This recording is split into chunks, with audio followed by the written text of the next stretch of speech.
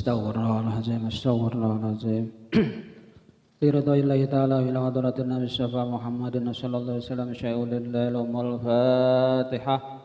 A'udzu billahi minasyaitonir rajim. Bismillahirrahmanirrahim. Alhamdulillahi rabbil alamin arrahmanir rahim maliki iyyaka na'budu wa iyyaka nasta'in ihdinas siratal mustaqim siratal ladzina an'amta 'alaihim ghairil maghdubi 'alaihim waladdallin. Amin. Assalamualaikum warahmatullahi wabarakatuh. Bismillahirrahmanirrahim. Alhamdulillahi rabbil alamin. Wal 'aqibatu lil muttaqin. Wala 'udwana illa 'alal zalimin. Asyhadu an la ilaha illallah wahdahu la syarika lah. Wa asyhadu anna Muhammadan abduhu wa rasuluhu la nabiyya ba'dah. Allahumma fasholli wa sallim wa barik ala sayyidina Muhammadin wa ala alihi wa ashabihi ajma'in. Subhanaka la ilma lana illa ma 'allamtana innaka antal alimul hakim. Wa tub alaina innaka antat tawwabur rahim. Wa la hawla wa la quwwata illa billahil aliyyil azim. Rabbi syrah li sadri wa yassir li amri wahlul 'uqdatam min lisani yafqahu qawli, amma ba'du. Hadirin jamaah salat maghrib Masjid Al-Jihad yang dimuliakan Allah. Pertama-tama terlebih dahulu marilah kita sama-sama memanjatkan puji dan syukur kita kehadirat Allah Subhanahu wa taala, karena dengan limpahan rahmat, karunia, taufik dan hidayahnya jualah sehingga kita kembali pada malam hari ini kita dapat melanjutkan pelajaran kita tentang kajian ilmu fikih kitab Sabilal Muhtadin. Salawat serta salam semoga pula senantiasa tercurah kepada junjungan kita Nabi besar Muhammad sallallahu alaihi wasallam, pada keluarga beliau, sahabat beliau, dan orang-orang yang senantiasa mengikuti jejak langkah beliau ila yaumil qiyamah. Dan baiklah mari kita sama-sama memperbaharui niat i'tikaf dengan niat nawaitu an a'takifa fi hadzal masjid sunnatan lillahi ta'ala. Sengaja saya beriktikaf di dalam masjid ini sunnat atasku karena Allah Ta'ala. Hadirin jemaah salat maghrib Masjid Al-Jihad yang dimuliakan Allah. Baik, kita akan melanjutkan pelajaran kita pada malam hari ini. Kita akan membahas tentang azan dan qomat. Qala al-muallif rahimahullahu ta'ala wa nafa'ana bihi wa bi'ulumihi fid dharain amin. Pasal yang keempat tentang azan dan qomat. Azan menurut pengertian bahasa ialah pemberitahuan atau i'lam bahasa Arabnya. Baik pemberitahuan mengenai masuknya waktu sholat atau lainnya, seperti yang diterangkan dalam firman Allah yang berbunyi wa adzanum minallahi wa rasulih, surat At-Taubah ayat 3. Artinya, dan inilah suatu pemberitahuan daripada Allah dan Rasulnya. Dan menurut syara ialah zikrun makhsusun yu'lamu bihi waktu sholatil mafrudati. Artinya azan itu zikir yang tertentu yang diketahui dengannya waktu sholat fardu. Nah, itu menurut syara. Zikir yang tertentu yang diketahui dengannya waktu sholat fardu. Artinya apabila ada zikir itu tadi, tahu orang bahwa itu adalah daripada masuk waktu salat fardu.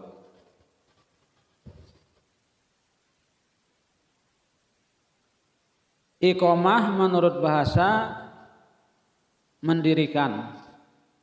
Iqamah menurut bahasa mendirikan. Ada kita rajin nyambat komat janganlah komat. Yang betulnya bahasanya tuh iqamah, ya kan? Iqamah.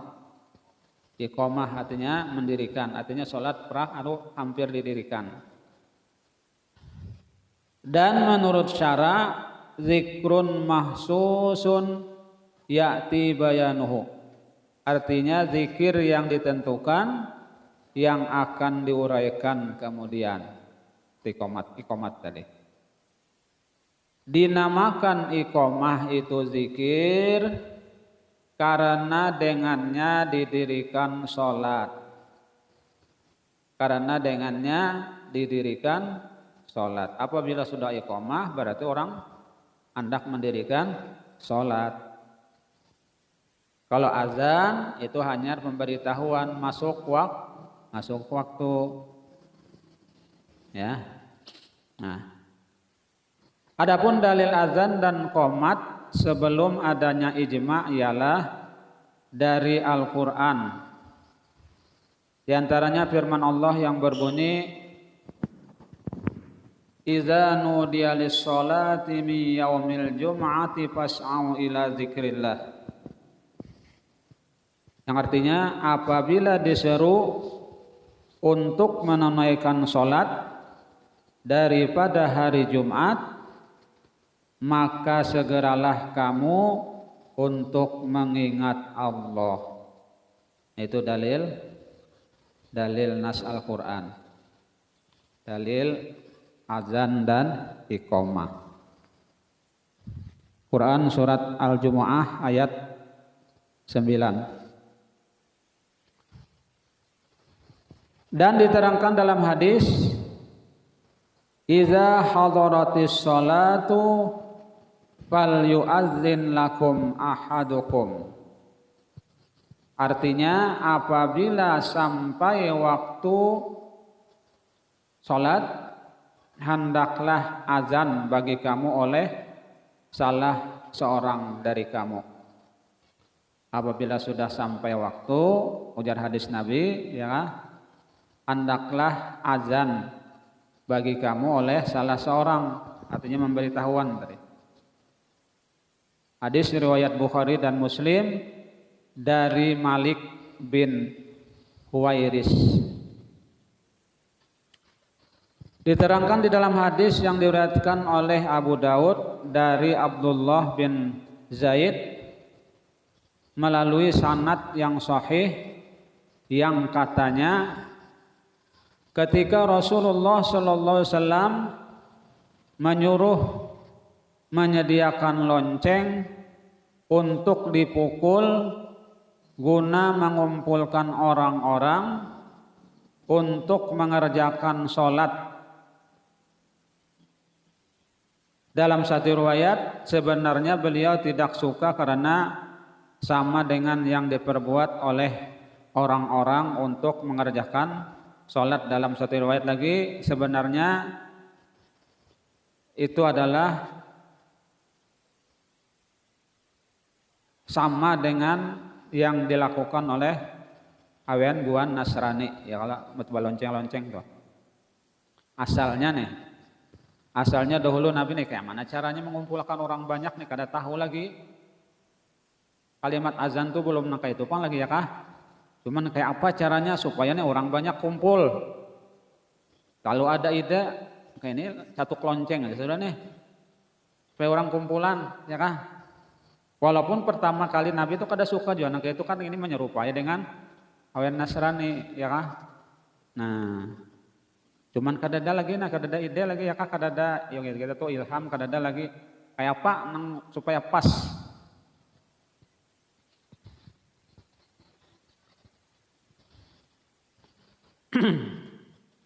Tiba-tiba ketika saya tidur, saya bermimpi dikelilingi oleh seorang laki-laki yang membawa lonceng di tangannya. Maka saya berkata kepadanya, wahai hamba Allah, apakah kamu bersedia menjual lonceng itu? Ia berkata, akan kau buat apa lonceng itu? Dalam mimpi tadi ya Nabi nih. Maka saya berkata, untuk memanggil orang-orang mengerjakan sholat. Iya ki? Aku hendak mencatuk lonceng itu karena kalau waktu sholat sudah sampai. Ini dalam mimpi nih ya kah? Kita dapat orang banyak berjual lonceng-lonceng. Maka ia berkatalah, maukah saya tunjukkan, ujar si seorang laki-laki dalam mimpi tadi. Maukah saya tunjukkan dengan yang baik, lebih baik? Maka saya berkata kepadanya, sudah barang tentu ya mau artinya ya kah dalam mimpi tadi. Abdullah bin Zaid berkata, oh ini bukan Nabi lah, tapi Abdullah bin Zaid yang bermimpi tadi. Abdullah bin Zaid yang bermimpi tadi. Maka kata laki-laki itu ucapkan Allahu Akbar, Allahu Akbar sampai akhir azan. Nah ini Abdullah bin Zaid ini nang dilajari orang dalam mimpi, ya kan? Memang pertama dulu ya nang tadi bermimpi melihat orang membawa lonceng berkelilingan, ya kan? Lalu sidin, maukah aku hendak menukar sebiji lonceng itu nah? Lalu jar nang laki-laki dalam mimpi ini kesan apa lonceng ini ya kan? Kesan mengiyaui orang sholat tupang mengumpulkan orang. Nah lalu ujar dalam mimpi tadi ujar yang bawa lonceng itu hendaklah aku lajari yang baik pada ini ya kah, baik pada lonceng ini nah ya kah. Nah nyata ya mau ujaran ya kah Abdullah bin Zaid tadi. Abdullah bin Zaid lalu dilajarinya nang azan itu tadi ya kah, Allahu Akbar sampai akhir kalimat azan tadi. Nah kemudian ia mundur sedikit lalu berkata, sinang bermimpi tadi, jika sholat akan didirikan ucapkan Allahu Akbar, artinya sekali-sekali aja ya kah, sampai lapas qomat, sampai akhir lapas qomat. Jadi apabila azan angka ini ya kah, Allahu Akbarnya itu 4 kali ya kah. Nah, apabila qomat lalu ucapkan 2 kali ya kah? Allahu Akbarnya 2 kali, habis itu yang lainnya sekali-sekali.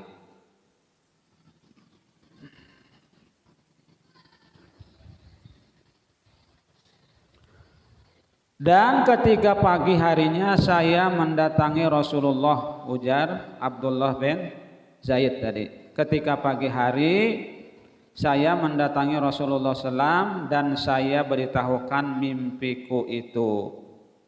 Kemudian Rasulullah bersabda, itu adalah mimpi yang benar, insya Allah, ujar Nabi. Itu pas mimpi yang benar, ujar Nabi. Nah. Maka berdirilah bersama Bilal, Abdullah tadi, dan ajarkan kepadanya mimpimu itu agar ia azan dengan lafal-lafal itu, ujar Nabi. Lawan Abdullah tadi, ajari Bilal, artinya Bilal ini ngaran orang lah, ngaran orang tukang azan bahari, ngarannya Bilal bin Rabah, seorang budak yang dimerdekakan oleh Abu Bakar As-Siddiq, ya kah, disiksa tuannya sampai ditindihi dengan batu besar di tengah panas si Bilal tadi, lalu dimerdekakan oleh Abu Bakar As-Siddiq, tukang azan Rasulullah, ya kah. Nah sampai wahin Bilal itu tadi kadasin pas di Bilal orang nyambat, Bilal tukang azan, siapa Bilalnya aja ya kah, padahal Bilal ini ngaran orang, cuma jadi berikit ya kah, jadi berikit apabila orang azan pasti Bilal sambatan orang.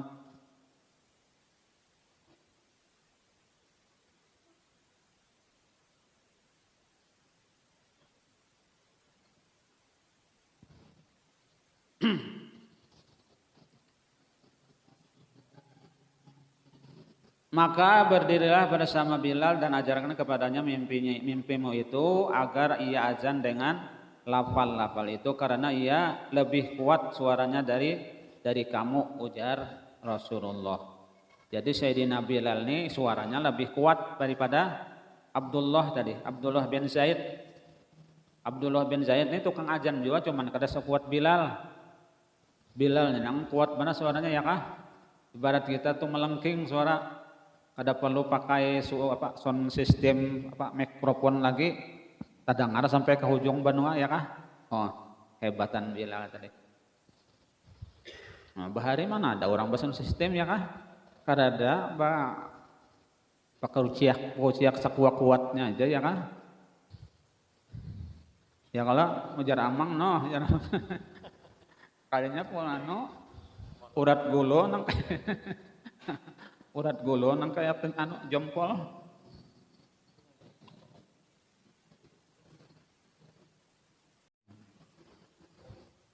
Maka saya berdiri bersama Bilal dan saya ajarkan azan kepadanya, kemudian ia azan dengan lafal-lafal itu. Ia Abdullah bin Zaid selanjutnya berkata, suara azan itu kudengarkan, suara azan itu ujar Zaid tadi, ujar Abdullah bin Zaid tadi, kudengarkan oleh Umar bin Khattab yang sedang di rumahnya, maka ia keluar dengan menarik bagian belakang kainnya dan berkata, demi yang mengutus Anda dengan kebenarannya ya Rasulullah, sungguh saya telah bermimpi seperti apa yang ia mimpikan itu. Maka Rasulullah SAW mengucapkan, maka bagi Allah segala puji. Artinya Nabi mengucap alhamdulillah. Sekalinya si Umar bin Khattab ini artinya ada juga bermimpi dilajari ya kah, sama seperti yang diazankan oleh Abdullah bin Zaid tadi. Bermimpi juga kalinya dan sama mimpi ya kah, nang kayak itu juga kalimatnya. Hadis riwayat Ahmad, Abu Daud, Ibnu Majah, Ibnu Huzaimah dan Tirmizi dari Abdullah bin Zaid. Jika orang bertanya kalau sunat azan dan qomat adalah salah satu hukumnya syara, sedang hukum syara ditetapkan melalui wahyu tidak melalui mimpi. Karena sunat azan dan iqamat itu disandarkan kepada mimpi Abdullah bin Zaid dan Umar bin Khattab. Jawabnya, azan dan qomat sebenarnya hukum disandarkan kepada mimpi, namun secara kebetulan isi mimpi sesuai dengan wahyu yang diturunkan oleh Allah Subhanahu wa taala kepada Nabi sallallahu alaihi wasallam. Baik mimpi dan wahyu secara bersamaan atau wahyu lebih dahulu dari mimpi. Karena diriwayatkan oleh Abu Daud dan lainnya bahwa Nabi sallallahu alaihi wasallam bersabda kepada Umar yang menceritakan tentang mimpi Rasulullah SAW, sabaqaka bihal wahyu, artinya telah mendahuluimu oleh wahyu. Karena itu hukum azan, hukum sunat azan dan iqamat ditetapkan melalui wahyu, bukan melalui mimpi. Artinya wahyu ada juga turun ya kah? Nah, jadi azan dan iqamat itu adalah hukumnya sunat. Sunat ya kah?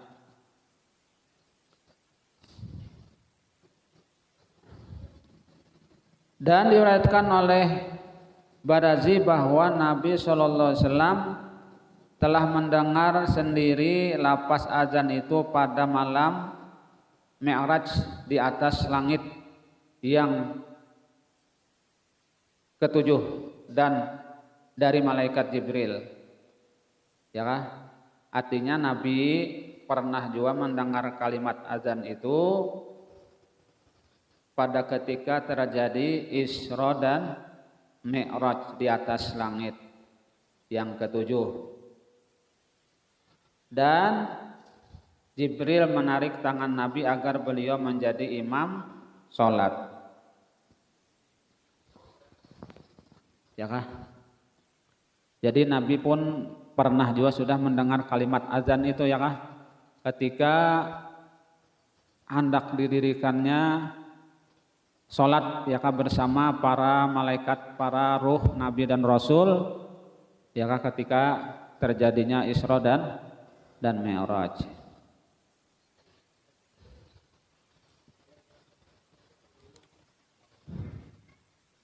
Jibril menarik tangan Nabi agar beliau menjadi imam sholat. Kemudian seluruh isi langit mengikutinya, yang diantaranya Adam dan Nuh. Dan ini menunjukkan bahwa Nabi SAW diberi kemuliaan dari seluruh isi bumi dan langit. Nabi diberi kemuliaan dari seluruh isi langit dan bumi. Jadi seluruh para nabi, malaikat kumpul waktu itu, lalu Nabi yang dijadikan imam ya kah, untuk sholat. Nah makanya gelar Anbiya wal Mursalin, imamnya para nabi dan rasul. Sini pernah mengimami seluruh para rasul dan nabi ya kah waktu terjadinya Isra Mi'raj.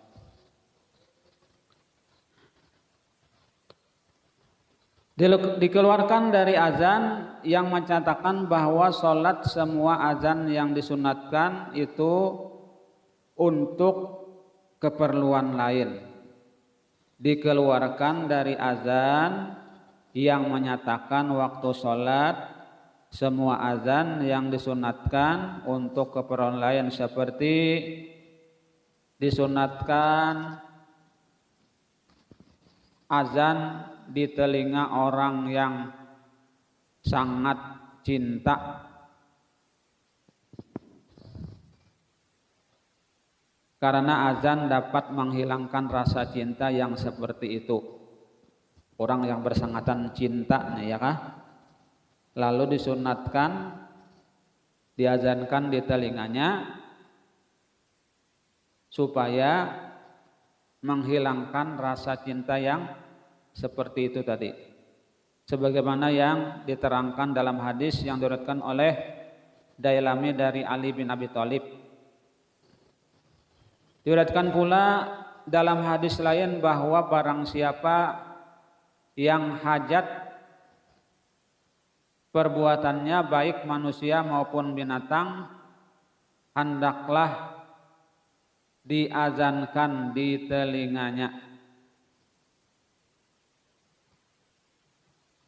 Diriwayatkan pula dalam hadis lain bahwa barang siapa yang jahatlah perbuatannya, maksud salah.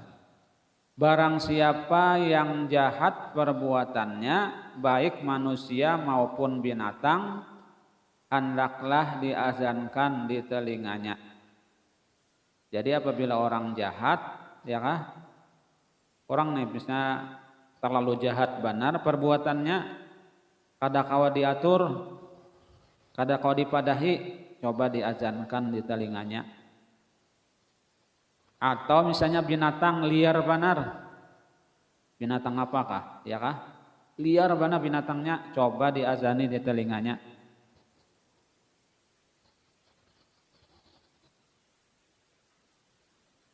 Dan disunatkan pula azan di telinga orang yang sangat marah, kayak itu juga ya kan, sangit benar, pemarah benar misalnya, lalu azan akan di telinganya, supaya anu iblisnya bukahan. Ya. Karena orang marah itu kan pengaruh iblis ya kalau pengaruh iblis. Pengaruh setan. Apalagi disunatkan azan dikala terjadi kebakaran. Itu juga ya kan? Ketika kebakaran sunat juga azan.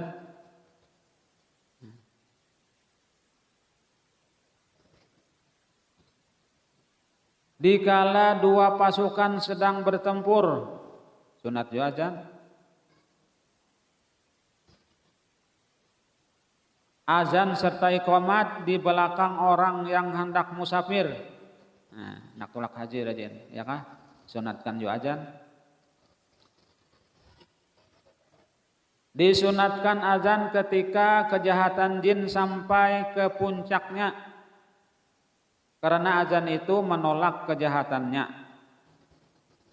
Dan karena setan kalau mendengar azan akan lari dan berpaling.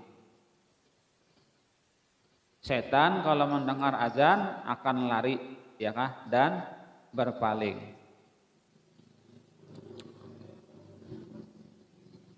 Azan dan iqamat diperintahkan oleh syarak yang diperkuat oleh ijma' seluruh ulama.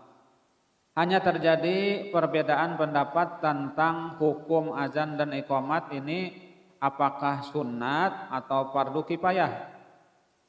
Namun menurut pendapat yang lebih sahih hukumnya sunat kifayah bagi kelompok atau jamaah dan terlaksana yang sunat dengan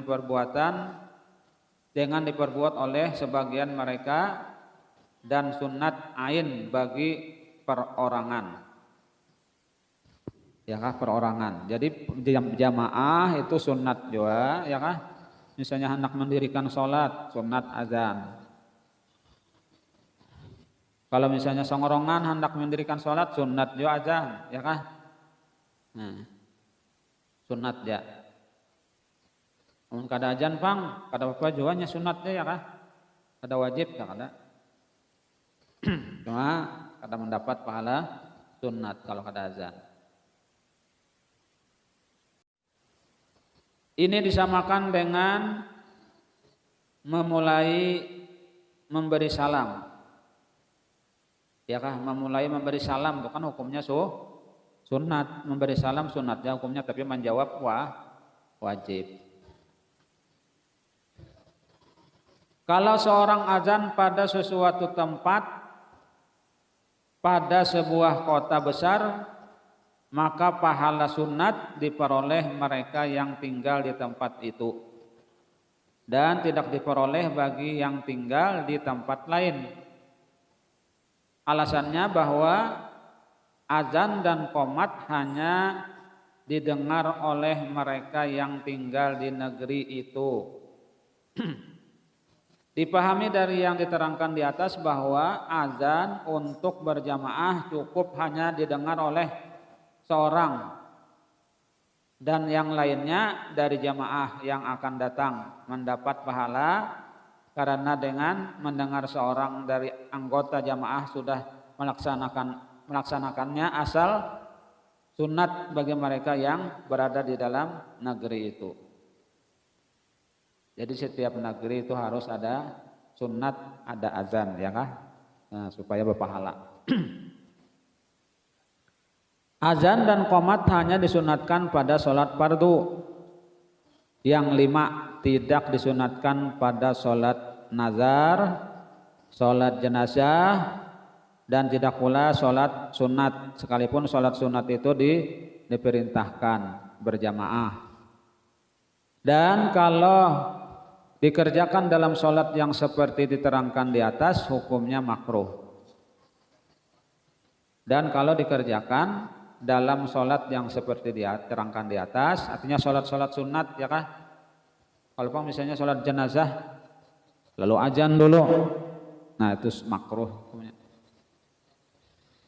Atau misalnya sunat apa? Nak sembahyang tarawih misalnya, azan dulu, itu makruh juga ya. Jadi maksudnya yang sunat azannya adalah sholat fardu saja.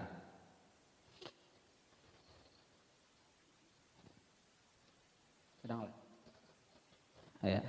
Sedang kah? Berapa menit lagi? 6 menit lagi lah. 8 menit lagi.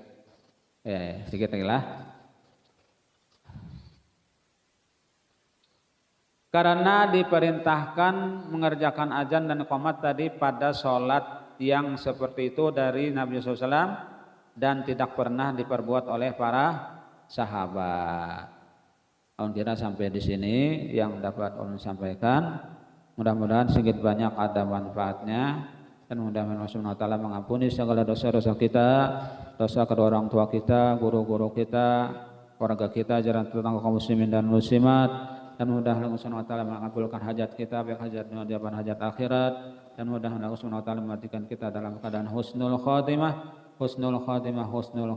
Amin amin ya rabbal alamin.